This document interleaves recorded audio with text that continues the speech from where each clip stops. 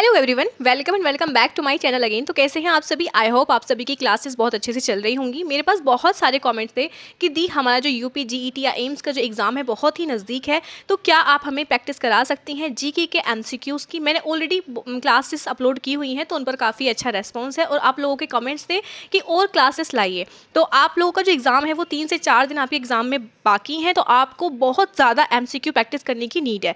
तो ये MCQ class जो आप देख रहे हैं, ठीक है, ये एमसीक्यू क्लास मैं हैंड ओवर करने वाली हूँ अपने भाई जो कि कॉम्पिटिटिव एग्ज़ाम की प्रिपरेशन कर रहे हैं। तो आप ये क्लास उनसे पढ़ने वाले हैं और बहुत ही अच्छे से आपको वो समझाएंगे और एक एक क्वेश्चन आपको बहुत अच्छे से समझ में आ जाएगा। क्लास को पूरा देखना है, उसके बाद फिर आपको रिव्यू देना है और उसके बाद बताना है कि बाकी क्लासेस भी आपको चाहिए कि नहीं। बाकी मैं वन शॉट क्लास डालूंगी जिसमें बहुत सारे एमसीक्यूज़ होंगे जीके के और आपकी जो जीके है वो पूरी उसमें कवर हो जाएगी। वैसे जीके का जो आपका सिलेबस रहता है उसका कोई किनारा ही नहीं होता, इतनी जीके होती है बहुत ज़्यादा। लेकिन जिस लेवल की जीके आपके एग्ज़ाम में पूछी जाती है उसी लेवल के क्वेश्चंस यहाँ पर मैंने ऐड किए हैं। बाकी मैं नेक्स्ट क्लास में भी उसी लेवल के जो क्वेश्चंस हैं वो ऐड करूँगी, क्योंकि आपका जो एग्ज़ाम में इतने ज़्यादा हाई लेवल के क्वेश्चंस नहीं पूछे जाते हैं, थोड़ा लिमिट में ही क्वेश्चंस पूछे जाते हैं। तो उसी हिसाब से मैंने यहाँ पर क्वेश्चन ऐड किए हैं। तो मैं क्लास हैंड ओवर कर रही हूँ अपने भाई को, तो आप ये क्लास कंटिन्यू कीजिए और अच्छे से प्रिपरेशन कीजिए। हेलो दोस्तों, मेरा नाम सचिन खान है और मैं तानिया का बड़ा भाई हूँ और आज मैं आप लोगों को जीएस पढ़ाऊँगा। तो जैसे कि हमारा पहला क्वेश्चन है, आरबीआई का मुख्यालय कहाँ स्थित है। तो जैसे कि आप सभी लोगों को पता होगा कि आरबीआई का जो मुख्यालय है वो महाराष्ट्र के मुंबई में है। ठीक है बच्चों, और जो आरबीआई है इसकी स्थापना जो हुई थी वो 1935 में हुई थी, 1 अप्रैल 1935। और इसके जो हमारे अभी वर्तमान में जो हमारे इसके गवर्नर हैं वो हमारे संजय मल्होत्रा जी हैं, जो आरबीआई के गवर्नर हैं। चलो अब हम दूसरे क्वेश्चन की तरफ चलते हैं। और जैसे कि हमारा दूसरा क्वेश्चन है, हमारा भारत का राष्ट्रीय जलीय जीव कौन है। तो जैसे कि आप लोगों को पता होगा कि भारत का जो राष्ट्रीय जलीय जीव है वो डॉल्फिन है। डॉल्फिन मतलब कि गंगा डॉल्फिन है। ये डॉल्फिन नहीं है, ये गंगा डॉल्फिन है। जो हमारे भारत का जलीय जीव है वो गंगा डॉल्फिन करके है, ना कि सिर्फ डॉल्फिन। ठीक है बच्चों, चलो हम दूसरे क्वेश्चन की तरफ चलते हैं।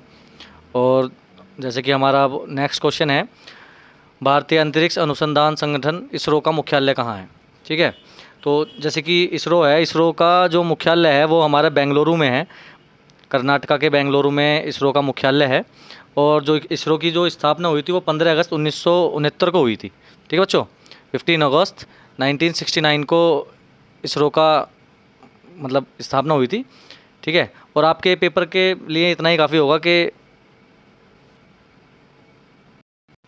और जैसे कि आप लोगों को इसकी फुल फॉर्म भी पता होनी चाहिए इसरो की फुल फॉर्म है इंडियन स्पेस रिसर्च ऑर्गेनाइजेशन। ठीक है बच्चों, ये हमारे इसरो की फुल फॉर्म है। चलो हम अब नेक्स्ट क्वेश्चन की तरफ चलते हैं। और हमारा नेक्स्ट क्वेश्चन है, भारत का राष्ट्रीय पक्षी कौन है। तो आप सभी लोगों को पता होगा इसका, तो मैक्सिमम सभी लोग जानते हैं कि हमारे भारत का राष्ट्रीय पक्षी क्या है। और हमारे भारत का राष्ट्रीय पक्षी जैसे कि आप सभी लोगों को पता है मोर है। ठीक है, और इस मोर में भी इंडियन पिकॉक होता है वो।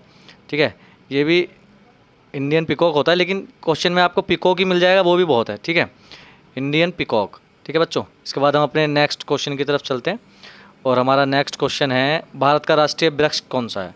मतलब कि नेशनल ट्री पूछ रहा है हमसे कि हमारे इंडिया का जो नेशनल ट्री है वो कौन सा है। तो हमारे जो नेशनल ट्री है वो बरगद है। ठीक है, बनियान ट्री इसको इंग्लिश में बोलते हैं, और ये हमारे इंडिया का नेशनल ट्री है। और उसके बाद हम चलते हैं अपने नेक्स्ट क्वेश्चन की तरफ कि नेक्स्ट क्वेश्चन क्या है, देखते हैं एक बार। और जैसे कि हम देख रहे हैं कि नेक्स्ट क्वेश्चन हमारा है, भारतीय चुनाव आयोग का मुख्यालय कहाँ स्थित है। मतलब कि ये पूछना चाह रहा है कि इंडिया का जो इलेक्शन कमीशन है उसका हेड क्वार्टर कहाँ स्थित है। ठीक है, तो जो हमारे भारत का जो इंडियन मतलब कि इलेक्शन कमीशन है वो स्थित है न्यू दिल्ली में।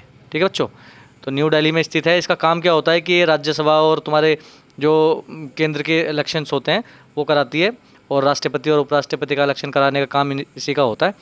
और ये आर्टिकल 324 में आता है, भारतीय कॉन्स्टिट्यूशन का आर्टिकल 324 में इलेक्शन कमीशन के बारे में बताया गया है। और इसमें क्या होता है कि इसमें ना एक तो होता है चीफ इलेक्शन कमिश्नर और 2 होते हैं हमारे इलेक्शन कमिश्नर। ठीक है बच्चों, एक होता है चीफ इलेक्शन कमिश्नर और 2 होते हैं हमारे इलेक्शन कमिश्नर। ठीक है, चलो हम नेक्स्ट क्वेश्चन की तरफ चलते हैं अपने। नेक्स्ट क्वेश्चन है हमारा कि सारे जहाँ से अच्छा गीत किसने लिखा था। तो जैसे कि आप आपको मैक्सिमम को पता होगा कि सारे जहाँ से अच्छा जो गीत था वो मोहम्मद इकबाल थे। मोहम्मद इकबाल ने ये आज़ादी से पहले लिखा था, ठीक है। तो ये सारे जहाँ से अच्छा जो इसके राइटर थे वो थे मोहम्मद इकबाल, ठीक है। जैसे कि बाकी ये लोग हैं, जैसे कि बंकिम चंद्र चट्टोपाध्याय जी हैं, इन्होंने क्या लिखा था, इन्होंने लिखा था वंदे मातरम, ठीक है बच्चों। और जैसे रविंद्रनाथ टैगोर हैं, रविंद्रनाथ टैगोर जी ने लिखा था तुम्हारा जनगणमन मतलब कि राष्ट्रगान लिखा था, ठीक है बच्चों। प्रेमचंद तो खैर एक लेखक थे, ये उपन्यास लिखा करते थे, काफ़ी अच्छे लेखक हैं, इन्हें कलम का जादूगर भी कहते हैं। चलो अब नेक्स्ट क्वेश्चन की तरफ चलते हैं, ठीक है। जैसे कि इस क्वेश्चन का सही आंसर क्या है, इस क्वेश्चन का सही आंसर है सारे जहाँ से अच्छा गीत किसने लिखा, तो वो मोहम्मद इकबाल ने लिखा, ठीक है। नेक्स्ट क्वेश्चन की तरफ चलते हैं हम। और जैसे कि हमारा नेक्स्ट क्वेश्चन है, भारतीय संविधान का कौन सा अनुच्छेद राष्ट्रपति के चुनाव से संबंधित है। तो जो हमारे देश का जो राष्ट्रपति से चुनाव से संबंधित है वो है हमारा आर्टिकल 54, ठीक है बच्चों। आर्टिकल 54 में ये बताया गया है कि राष्ट्रपति का चुनाव कैसे होगा, और आर्टिकल 52 में ये बताया गया है कि भारत का एक राष्ट्रपति होगा, ठीक है, ठीक है बच्चों। तो आर्टिकल 52 में ये बताया गया कि भारत का एक राष्ट्रपति होगा, और 54 में बताया गया कि उसका चुनाव कैसे होगा। और जैसे कि आप यहाँ देख रहे हो आर्टिकल 61 में ये है कि जो राष्ट्रपति है उस पर महाभियोग चलाया जाता है, ठीक है। तो वो आर्टिकल 61 में है। और आर्टिकल 72 में तुम्हारा क्षमादान की शक्ति है, ठीक है बच्चों। तो अब नेक्स्ट क्वेश्चन की तरफ चलते हैं हम। नेक्स्ट क्वेश्चन है हमारा, भारत की सबसे लंबी तटीय रेखा वाला राज्य कौन सा है, मतलब कि लॉन्गेस्ट कोस्टल लाइन वाला हमें स्टेट बताना है कौन सा है। तो हमारे भारत में ना 9 स्टेट ऐसे हैं जिनकी मतलब कोस्टल लाइन है, और उसमें सबसे बड़ा जो स्टेट है वो गुजरात है, ठीक है बच्चों। और सबसे छोटा जो स्टेट है वो गोवा है, और सबसे बड़ा कौन सा है, सबसे बड़ा गुजरात है, ठीक है। और टोटल कितने लगते हैं, टोटल 9 राज्य की सीमा लगती है समुद्र से, ठीक है। और हमसे यही पूछना चाह रहा है। उसके बाद हम 10वें क्वेश्चन की तरफ आते हैं। 10वां क्वेश्चन है, पंचायती राज प्रणाली को संवैधानिक दर्जा किस संशोधन से मिला, ठीक है। ये कहना चाह रहा है कि जो हमारा पंचायती राज प्रणाली हमारे देश में आई, पंचायती राज मतलब जैसे कि इलेक्शन होते हैं प्रधानों के, ये उसके बारे में बोलना चाह रहा है। तो वो हमारे यहाँ पे जो आया वो 73 जो कॉन्स्टिट्यूशन अमेंडमेंट हुआ था उससे आया, ठीक है बच्चों। तो उसके ही बाद में हमारे देश में ये जो प्रधानी के इलेक्शन होते हैं ये होना स्टार्ट हुए। तो इसका जो संविधान संशोधन था वो 73वां था, ठीक है। और 42वां संविधान संशोधन क्या था, 42वां संविधान संशोधन को मिनी कॉन्स्टिट्यूशन बोला जाता है, मिनी कॉन्स्टिट्यूशन अमेंडमेंट, मतलब कि बहुत बड़ा संविधान संशोधन था। इसमें बहुत सारी चीज़ें बदलाव की गई, जैसे कि तुम्हारा इसमें जो प्रस्तावना है उसमें सिर्फ 42 में भी संशोधन किया गया था, ठीक है। और 44वां उसके बाद हुआ। चलो आपके लिए इतना ही काफ़ी है, आगे चलते हैं नेक्स्ट क्वेश्चन की तरफ। जैसे कि हमारा ये 11वां क्वेश्चन है, इसमें पूछा गया है कि जो हमारा LIC है, LIC का मुख्यालय कहाँ स्थित है, ठीक है बच्चों।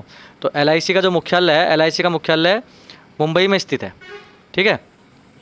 और LIC जो है ये एक तरीके का मतलब लाइफ इंश्योरेंस वाला एक बीमा कंपनी है जो एक गवर्नमेंट के अंडर आती है, ठीक है बच्चों। चलो नेक्स्ट क्वेश्चन की तरफ चलते हैं।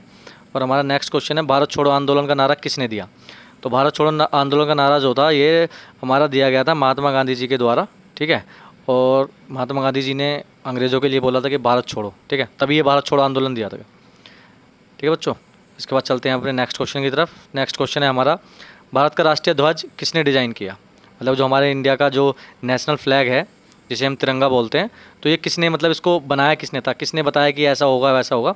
तो ये हमारी पिंगल वेंकैया थी, इन्होंने हमारा इसका मतलब बताया था कि ऐसा बनेगा, ऊपर से लाल होगा नीचे हरा होगा, मतलब डिज़ाइन इन्होंने ही किया था। और इसका डायरेक्शन था वो मतलब जो डायमेंशन था इसका 3/2 था, समझ रहे हो। लेंथ इसकी 3 मीटर होगी और जो वर्थ होगी वो 2 होगी, ठीक है बच्चों।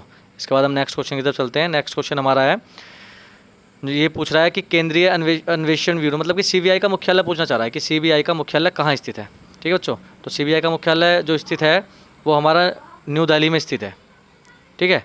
और इसके बाद हम अपने नेक्स्ट क्वेश्चन की तरफ चलते हैं। नेक्स्ट क्वेश्चन जैसे कि हमारा क्वेश्चन नंबर 15 है, भारत का राष्ट्रीय फल कौन सा है। ये तो मैं सोचता हूँ कि सभी को पता होगा। राष्ट्रीय फल जो है वो मैंगो है, आम मतलब। और ये सबको इसके बारे में पता होता है कि भारत में तो भाई यही खाते हैं लोग, यही राष्ट्रीय फल है, ठीक है। इसके बाद क्वेश्चन नंबर 16 की तरफ आते हैं कि किस मुग़ल शासक के शासनकाल को मुग़ल स्थापत्य कला का स्वर्ण काल कहा जाता है। मतलब कि स्थापत्य कला मतलब ये कहना चाह रहा है कि जैसे ये लाल किला बना हुआ है, ठीक है, तुम्हारा दिल्ली में लाल किला है और आगरा में मतलब बहुत बड़े बड़े किले बने हुए हैं। तो ये पूछना चाह रहा है आर्किटेक्चर का जो गोल्डन एरा था वो कौन से मतलब किस शासक का था। तो ये जो था ये शाहजहाँ के टाइम पे सबसे ज़्यादा भारत में आर्किटेक्चर के काम हुए, जैसे कि तुम्हारा लाल किला बना, ठीक है बच्चों, और ताजमहल, ये सारी चीज़ें बड़ी बड़ी जितनी मीनारें हैं ये सब शाहजहाँ ने बनाया, तो इसलिए इसको गोल्डन एरा बोलते हैं, आर्किटेक्चर का गोल्डन एरा शाहजहाँ के शासनकाल को। ठीक है, अब हम नेक्स्ट क्वेश्चन की तरफ चलते हैं। नेक्स्ट क्वेश्चन जैसे कि हमारा है NHRC का मुख्यालय। NHRC क्या होता है? NHRC होता है नेशनल ह्यूमन राइट कमीशन है, और इसकी ना मतलब हमारे भारत में 1993 में इसकी स्थापना हुई थी। और इसका काम क्या होता है, जैसे कि हम नागरिक हैं भारत में, जो भी नागरिक है उसको मतलब उनके हक दिलाना, ठीक है, उनके साथ अत्याचार ना हो, ये सब चीज़ नेशनल ह्यूमन राइट कमीशन करता है। और इसका 1993 में इसकी स्थापना हुई थी, और इसका जो हेडक्वार्टर है वो न्यू दिल्ली में है। ठीक है, तो उसके बाद हम अपने नेक्स्ट क्वेश्चन की तरफ चलते हैं। क्वेश्चन नंबर 18 में हमारा पूछा गया कि भारत की पहली महिला राज्यपाल कौन थी। तो हमारे भारत की पहली महिला इंडियन मतलब वोमेन गवर्नर जो थी वो हमारी सरोजनी नायडू जी थी। ये हमारी पहली इंडियन वुमेन गवर्नर है जो 1947 में यूपी की गवर्नर बनी थी सबसे पहले। तो कहने का मतलब ये है कि यूपी की सबसे पहली जो गवर्नर थी वो थी सरोजनी नायडू जी, और ये भारत की सबसे पहली वुमेन थी जो गवर्नर बनी। ठीक है, और वो स्टेट कौन सा था? वो स्टेट था यूपी। ठीक है बच्चों, इसके बाद चलते हैं हम क्वेश्चन नंबर 19 की तरफ। जैसे कि 19 में पूछा गया विजय स्तंभ किस शहर में स्थित है। तो विजय स्तंभ जो है वो भैया चित्तौड़गढ़ में स्थित है। चित्तौड़गढ़ में स्थित है क्या हमारा विजय स्तंभ। ठीक है बच्चों, इसके बाद चलते हैं हम नेक्स्ट क्वेश्चन की तरफ, और ये हमारे आज का आखिरी क्वेश्चन है। इसमें पूछा गया कि भारत का राष्ट्रीय खेल दिवस किस खिलाड़ी की जयंती पर मनाया जाता है। तो जो भारत का राष्ट्रीय खेल दिवस है वो पहले तो आपको ये पता होना चाहिए कब मनाया जाता है। वो 29 अगस्त को मनाया जाता है। ठीक है बच्चों, 29 अगस्त को मनाया जाता है। और हमारे एक मेजर ध्यानचंद जी थे, वो उन्हें हॉकी का जादूगर बोलते हैं, और ये बहुत अच्छे हॉकी के प्लेयर थे। तो इन्हीं की जयंती पर हम नेशनल स्पोर्ट डे बनाते हैं। और ये रहने वाले कहाँ के थे? ये रहने वाले थे तुम्हारे यूपी के प्रयागराज के। और ये इंडिया के बहुत ही अच्छे मतलब बहुत बेस्ट प्लेयर थे हॉकी के, और इन्हें हॉकी का जादूगर भी कहा जाता था। ठीक है, तो आज की क्लास हमारी इतनी थी। ठीक है बच्चों, फिर मिलते हैं आपसे नेक्स्ट क्लास में। और मेरी आज ये पहली वीडियो रिकॉर्डिंग है या पहली क्लास है, आप लोग बाद में कमेंट ज़रूर बताएं। मेरी आवाज़ भी थोड़ी बैठी हुई है, आप लोग बताना कि कैसी लगी आपको, रिव्यू दें, अच्छा था, जैसा भी आपको लगा हो वैसा बताएं। चलो ठीक है, बाय।